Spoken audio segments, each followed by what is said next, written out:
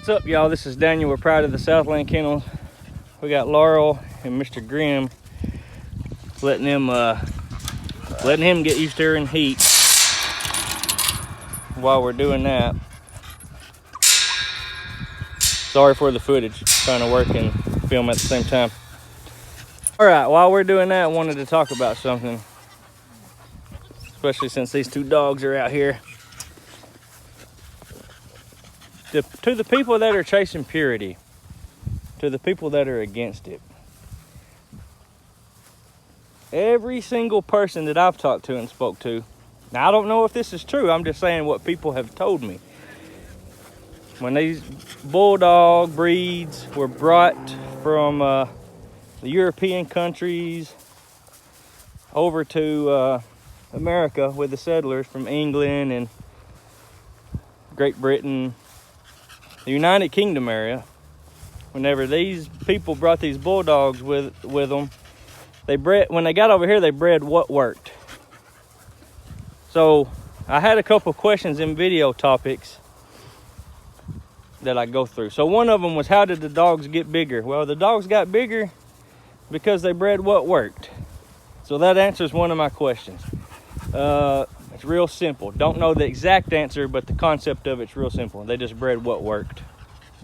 Could be a bigger dog, could be a smaller dog. So the original bulldog, from everything I've gathered, was 45 pounds, give or take, 45 pounds.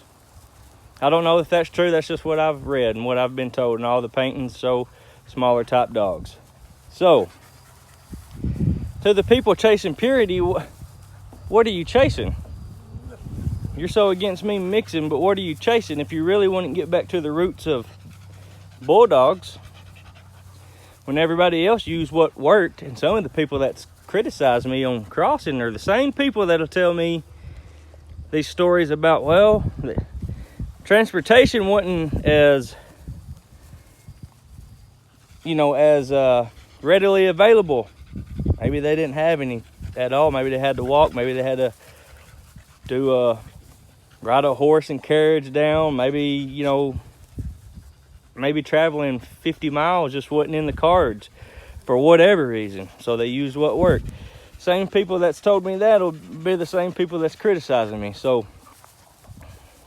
what are you chasing? You chasing the American Bulldog's not pure now. So what are you chasing? Answer that in the comments. I'm not saying anything. I just genuinely want to know, because there's contradiction going on here. Contradictions going on. What are we chasing if we're not? I'm starting to sound like somebody else on YouTube. Keep repeating myself. But so, like I said, I had a couple of questions. One was, how did the bulldogs get bigger? Well, that question could be answered pretty easy with numerous things. One being they use what works, so different sizes of dogs. So how do you know what was pure back then? How do you know what was pure when they didn't know what was pure?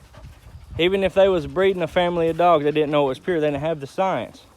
You just go into this wormhole, this rabbit hole. You just go down and every question has another question. And I'm not trying to crap on anybody's dreams or anybody's wants or needs or projects or anything like that. People's going to say that because of what I'm saying, but this is just, I'm just asking the tough questions. Joe Schmo down the road had a hound type dog, cur type dog, and so-and-so had a straight on catch dog. Well, maybe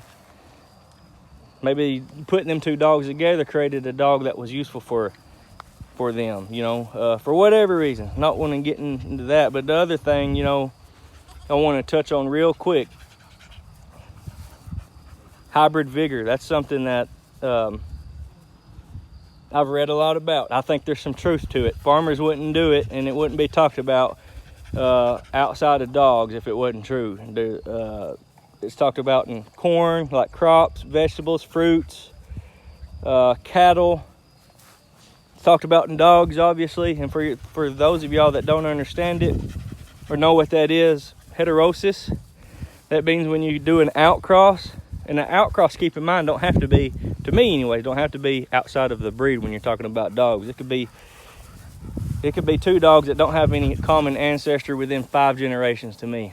I'll go further into details if people want to know how I come up with the 5 generations. I didn't come up with it. I don't need to say that. How I form that opinion is what I should say. People get things too tangled up. So what that means is that it's an idea of whenever when you do an outcross, the offspring of that first initial breeding, which in these dogs would be a F1, it says that they will be superior to the parents.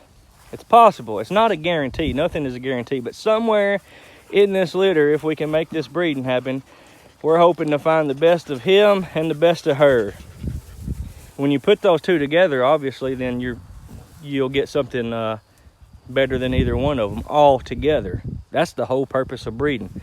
So that's what we're hoping for. So anyways, I just want to try to keep these videos as short and sweet as I can. There'll be more to come. Until next time, this is Daniel with Pride of the Southland Kennels. Thank you all for watching.